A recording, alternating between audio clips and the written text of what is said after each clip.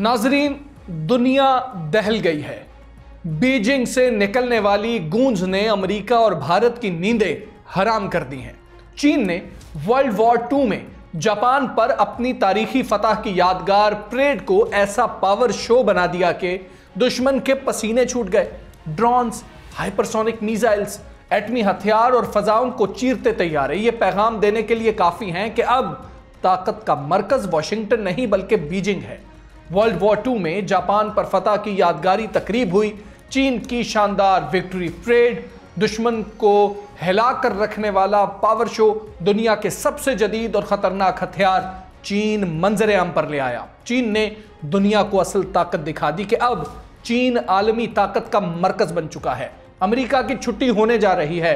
Trump की नींदें हराम हो चुकी हैं। अमेरिका को मिर्चें लगी हैं। पुतिन और किम जोंग को मेरी नेक ख्वाहिशात पहुंचाएं। ट्रंप का चीनी सदर को तंज भरा पैगाम भी सामने आ गया। चीन की जापान पर फतह की याद में विक्ट्री परेड, वजीर आजम शहबाज शरीफ शरीक हुए, शानदार इस्तकबाल हुआ, मोदी को नजरअंदाज कर दिया गया। भारत की आलमी सिफारती महाज पर यह एक और बड़ी नाकामी सामने आई। चीन यौम फतह की परेड क्यों मुनक्किद करता है? वर्ल्ड वॉर 2 कब हुई? वजह क्या थी? कौन कौन सा मुल्क उस जंग में शामिल रहा? कितना नुकसान हुआ? और वर्ल्ड वॉर 2 में चीन को किस तरह फतह मिली? ये सारे हकाइक आपको बताएंगे आज के इस वीलॉग में। मैं हूं हमजा तारड़ और आप देख रहे हैं 92 न्यूज़ डिजिटल। व्यूअर्स, चीन के दारुल हुकूमत बीजिंग में दूसरी जंग अजीम के खात्मे के 80 साल मुकम्मल होने पर एक बड़ी फौजी परेड की मेज़बानी की गई। अमेरिका को जोर का झटका लग गया। ट्रंप के लिए नई परेशानी ने जन्म ले लिया। मुल्क की अब तक की सबसे बड़ी फौजी परेड में चीन के सदर शी जिनपिंग ने रूस के सदर व्लादिमीर पुतिन और शिमाली कोरिया के रहनुमा किम जोंग, वजीर आजम शहबाज शरीफ और ईरानी सदर समेत 26 ममालिक के आलमी रहनुमाओं का खैर मकदम किया और मुस्तकबिल के लिए चीन की फौजी सलाहियत और विजन भी पेश किया।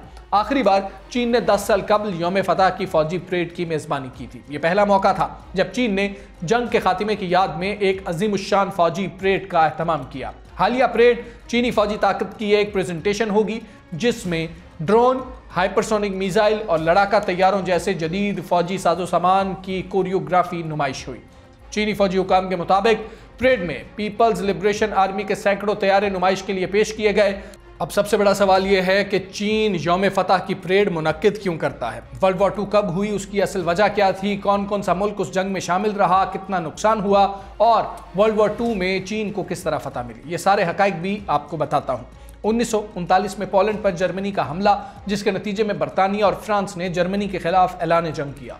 मगरबी दुनिया में आमतौर पर दूसरी जंग अजीम शुरू होने का नुक्ता समझा जाता है, लेकिन एशिया उस वक्त तक कई सालों से जापानी जारहियत का सामना कर रहा था। 1931 में आपको बताएं कि हमले हुए। उसके बाद जापानी और चीनी फौजें बुनियादी तौर पर KMT और चीनी कम्युनिस्ट पार्टी के तहत झड़पों के एक सिलसिले में मसरूफ़ थी, लेकिन उस वक्त KMT और CCP भी चीन के कंट्रोल के लिए अपनी खाना जंगी के पहले मरहले में बंद थे और जापान ने बड़ी पेशरफ्त की। फिर जुलाई 1937 में बीजिंग के बाहर जापानी और चीनी फौजें आपस में लड़ पड़ी। कुछ ही दिनों में ये एक मुकम्मल तनाज़े की शक्ल इख्तियार कर गया। तब तक KMT और CCP जापानियों के खिलाफ एक मुत्तहिदा महाज पर मुत्तफिक हो चुके थे, जो 1945 में जंग के इख्तिताम तक कायम रहेगा। जापानी फौज ने नानजिंग समेत मशरकी शहरों पर हमला करना शुरू कर दिया, हज़ारों शहरियों को कत्ल किया, देहात को तबाह किया और ख़वातीन की इस्मत दरी की।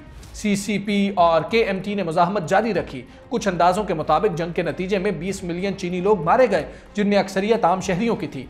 1941 में अमेरिका ने डेमोक्रेटिक सदर फ्रैंकलिन डी रूजवेल्ट के तहत जापान पर तेल की पाबंदी लगा दी।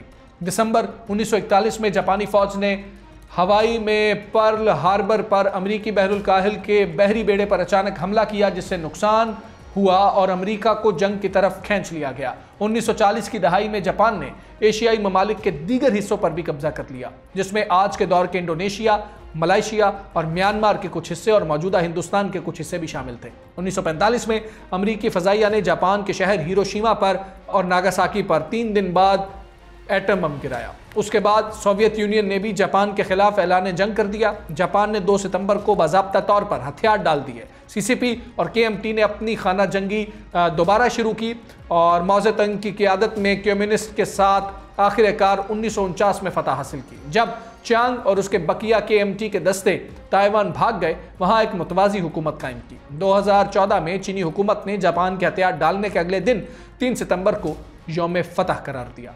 2015 में CCP ने जंग के दौरान KMT सिपाहियों की कुर्बानियों का एतराफ़ करते हुए साबिक फौजियों को उस वक्त के फौजी मार्च में शिरकत की भी दावत दी। उस वक्त ताइवान पर KMT हुकूमत थी, जिसने अपने तारीखी तनाव के बावजूद तवील अरसे से CCP के तहत सरजमीन चीन के साथ करीबी ताल्लुकात की कोशिश की है। 2016 से ताइवान पर डेमोक्रेटिक प्रोग्रेसिव पार्टी की हुकूमत रही है, जो खुद मुख्तार इलाके की खुद मुख्तारी के बारे में दावा करती रही है। चीन, जिसका इसरार है कि ताइवान को सरजमीन के साथ दोबारा जोड़ना चाहिए, DPP पर तनकीद करता रहा है। इस पस मंज़र में आज की ये परेड जापान को शिकस्त देने में CCP के किरदार को उजागर करने की तवक्को भी है।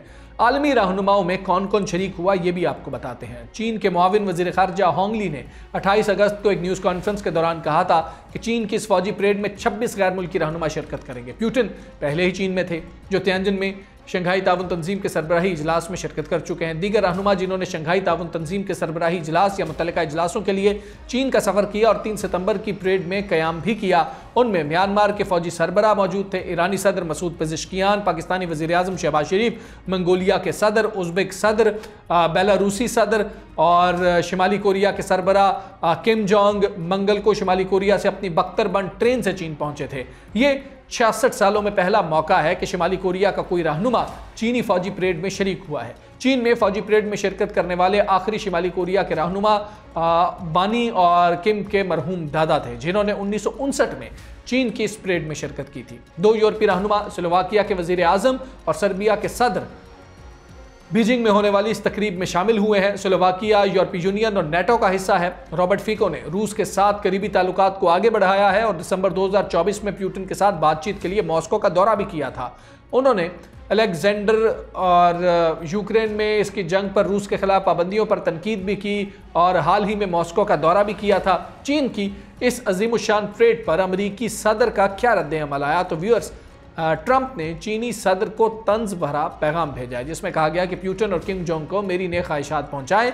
ट्रंप ने कहा कि अमेरिका के खिलाफ साजिश करते हुए पुतिन और किम जोंग उन को मेरी नेक ख्वाहिशात पहुंचनी भी चाहिए। सोशल मीडिया पर ट्रंप ने अपने पैगाम में लिखा कि चीन के सदर बैरूनी हमलावर को शिकस्त देने में अमेरिकी मदद का एतराफ़ करें। शंघाई ताउन तंजीम इजलास पर ट्रंप ने कहा कि चीन और रूस की शमूलियत के साथ अमेरिका के खिलाफ इत्तेहाद बनने पर तशवीश नहीं है। यूक्रेन तनाज़े पर ट्रंप ने कहा कि रूसी सदर से बहुत मायूस हुआ हूँ, यूक्रेन जंग में लोगों की जिंदगियां बचाने के लिए कुछ करूंगा। ट्रंप के पुराने दोस्त मोदी के साथ क्या हुआ, ये भी आपको बताते हैं। मोदी अचानक चीन की परेड अधूरी छोड़कर भारत चले गए। ये बताते हैं कि चीन की जापान पर फतह की याद में तकरीब हुई, वज़ीर आज़म शहबाज शरीफ शरीक हुए, जबकि मोदी को नज़रअंदाज किया गया। जंग अजीम दुवन में जापान की शिकस्त की 80वीं सालगिरह पर चीन में कौमी तारीख की सबसे बड़ी और शानदार फौजी परेड का इनेकाद किया गया। तियाननमेन स्क्वायर पर होने वाली तारीखी परेड में वज़ीर आज़म शहबाज शरीफ ने शिरकत की, जबकि रूसी सदर व्लादिमीर पुतिन और दीगर रहनुमाओं ने भी इसमें शिरकत की है। तकरीब का बाकायदा आगाज़ हुआ 80 तोपों की सलामी से किया गया। इसका आगाज़, जिससे तियाननमेन स्क्वायर गूंज उठा, उससे पहले चीन के सदर ने जंग अजीम दुवम में हिस्सा लेने वाले चीनी फौजियों से मुलाकात की और उनकी खिदमात को सराहा। उन साबिक फौजियों की उम्र 90 बरस या उससे भी ज़्यादा है और उनका ताल्लुक 8 route army, south China guerrilla forces और केमेंतांग से था। ये वो फौजी थे जिन्होंने 14 साल की तवील जंग में बहादुरी का मुजाहरा किया, जो 1945 में जापान के गैर मशरूत हथियार डालने पर ख़त्म हुई।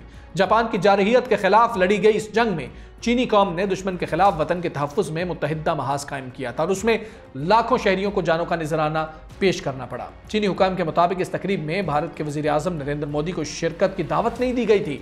चीन के सदर शी जिनपिंग ने परेड के लिए आए मेहमानों का इस्तकबाल किया। मेहमानों के इस्तकबाल के मौके पर चीन के सदर शी जिनपिंग की अहलिया खातून अव्वल भी मौजूद थी। ग्रुप फोटो में भी वज़ीर आज़म शहबाज शरीफ सफ़े अव्वल में मौजूद थे, जबकि भारत के वज़ीर आज़म मौजूद ही नहीं थे, कोई नामो निशान नहीं था। यह उसने इत्तेफाक था कि वज़ीर आज़म शहबाज शरीफ का जब चीनी सदर ने इस्तकबाल किया तो उनके फौरी बाद शिमाली कोरिया के सदर का खैर मकदम किया गया और जब आलमी रहनुमा परेड का मुआयना करने के लिए तियाननमेन रोस्टम की जाने बढ़े तो सीढ़ियाँ चढ़ते हुए भी वज़ीर आज़म शहबाज शरीफ और शिमाली कोरिया के रहनुमा करीब करीब नजर आ रहे थे। अपने खिताब में चीन के सदर शी जिनपिंग ने जोर दिया कि फ़ौज को वर्ल्ड क्लास मिलिट्री कुव्वत में तब्दील किया जाए। सदर शी जिनपिंग ने कहा कि चीन की पीपल्स लिबरेशन आर्मी हमेशा वो हीरो है जो मुसल्लह अफवाज रही हैं, जिन पर कम्युनिस्ट पार्टी और चीनी अवाम मुकम्मल एतमाद और भरोसा करेंगे। सदर शी जिनपिंग ने कहा कि मुसल्लह अफवाज के तमाम अरकान यकीन महकम के साथ अपना मुकद्दस फरीज़ा अंजाम दें, वर्ल्ड क्लास मिलिट्री बनने का अमल तेज़ करें और चीन की खुद मुख्तारी, इत्तेहाद और इलाकाई इस्तेहकाम का पूरी तवानाइयों के साथ तहफ़्फ़ुज़ किया जाए। सदर शी जिनपिंग ने अपने खिताब में मजीद कहा कि दुनिया इस वक्त अमन या जंग के फैसले के दौराहे पर खड़ी है। उन्होंने कहा कि इंसानियत को आज जंग या अमन में से एक को चुनना है। चीनी सदर ने अक़वाम से तारीखी सानहात को दोबारा होने से रोकने की अपील भी की। सदर शी जिनपिंग ने कहा कि चीनी अवाम अमन के लिए पुरअज़्म और तारीख के दुरुस्त रुख पर खड़े हैं। चीनी कौम की तरक्की और खुशहाली को नहीं रोका जा सकता। हम ऐसा आलमी निज़ाम चाहते हैं जो इंसाफ और मुसावात पर मबनी हो। हम जितने भी मजबूत हो जाएं, कभी तौसीब पसंदाना रास्ता इख्तियार नहीं करेंगे। परेड में चीन के जदीद तरीन बर्री, बहरी और फ़ज़ाई फोर्सेस के लिए तैयार नए हथियारों की भी नुमाइश की गई। चीन ने world war 2 victory day parade में अपनी जदीद अस्करी ताकत की शानदार नुमाइश की, जिसमें ड्रोन्स, हाइपरसोनिक मिसाइल्स, लड़ाका तैयारे और दीगर दिफाई सिस्टम्स भी शामिल थे। पीपल्स लिबरेशन आर्मी के सैकड़ों तैयारे आसमान पर ताकत का मंजर पेश करते दिखाई दिए, जबकि मिसाइल लॉन्चर्स और आर्म्ड व्हीकल्स ने ज़मीनी कुव्वत की झलक दिखाई। परेड में चीन ने अपने स्ट्रेटेजिक और बैलिस्टिक मिसाइल सिस्टम्स भी पेश किए, जिन्हें मुल्क की दिफाई रीढ़ की हड्डी समझा जाता है। उसके साथ साथ जदीद command and control technology, electronic warfare systems और नई नस्ल के ड्रोन्स ने यह वाज़ेह पैगाम दिया कि चीन न सिर्फ अपनी रिवायती फौजी ताकत में आगे है, बल्कि मुस्तकबिल की जंगी टेक्नोलॉजीज़ में भी आलमी सफ़े अव्वल में शामिल होने की सलाहियत रखता है। परेड में हाइपरसोनिक मिसाइल, एटमी हथियारों समेत जदीद तरीन चीनी फौजी टेक्नोलॉजी का पावर शो किया गया। तवील फासले तक मार करने वाले बैनुल बर्रे आज़मी न्यूक्लियर हथियार भी शामिल किए गए। दावा किया गया है कि यह हथियार दुनिया में कहीं भी हदफ को निशाना बनाने की सलाहियत रखते हैं, यानी कि अब यह मिसाइल बआसानी अमरीका में भी पहुंच सकते हैं। यही फिक्र ट्रंप को खाई जा रही है। चीनी फौज के दस्तों ने चंद ही लम्हों में टैंकों और मिसाइल बरदार फौजी गाड़ियों में सवार होकर हैरत अंगेज अंदाज से पोजीशन लेने का भी मुजाहरा किया। फजाइया, बहरिया और बरी फौज से वाबस्ता मर्द खवातीन फौजियों ने इंतहाई चाबुक दस्ती से परेड में हिस्सा लिया और सदर शी जिनपिंग और गैर मुल्की मेहमानों को वलवला अंगेज अंदाज से सलामी पेश की। परेड के अख्ताम पर 80,000 फाख्ताएँ उड़ाई गई। जंग में मारे गए हीरोज़ को खराज अकीदत पेश किया गया और हज़ारों रंग बिरंगे गुब्बारे छोड़े गए, जिससे हर शख्स के चेहरे पर मुस्कुराहट फैल गई। इस मौके पर नगमे पेश करने वाले हज़ारों नौजवान लड़के और लड़कियां कौमी परचम लहराते रहे। जश्न के सिलसिले में ग्रेट हॉल में मेहमानों को खुसूसी इशाइया भी दिया जाएगा। व्यूअर्स, बीजिंग के तियानमन स्क्वायर में होने वाली ये परेड महज एक तकरीब नहीं थी, यह ऐलान था कि चीन अब दुनिया की वाहिद उभरती हुई सुपर पावर है। अमेरिका के हाथ से फिसलती ताकत को रोकना मुमकिन नहीं रहा। भारत का ख्वाब चकनाचूर हो चुका है और मगरिब के ईवानों में खतरे की घंटियां बज उठी हैं। चीन ने अपने जदीद तरीन हथियार दिखाकर साफ कह दिया है कि अब खेल उनके मैदान में होगा। सवाल ये नहीं कि चीन कब आलमी ताकत बनेगा, सवाल ये है कि अमेरिका और उसके इत्तेहादी कब इस हकीकत को तस्लीम कर लेंगे। और याद रखें, तारीख बदल रही है, दुनिया का नया पावर सेंटर बीजिंग बन चुका है। आप क्या राय रखते हैं, ये हमारे साथ कमेंट सेक्शन में शेयर कीजिए। मुझे इजाज़त दीजिए। अल्लाह हाफ़िज़।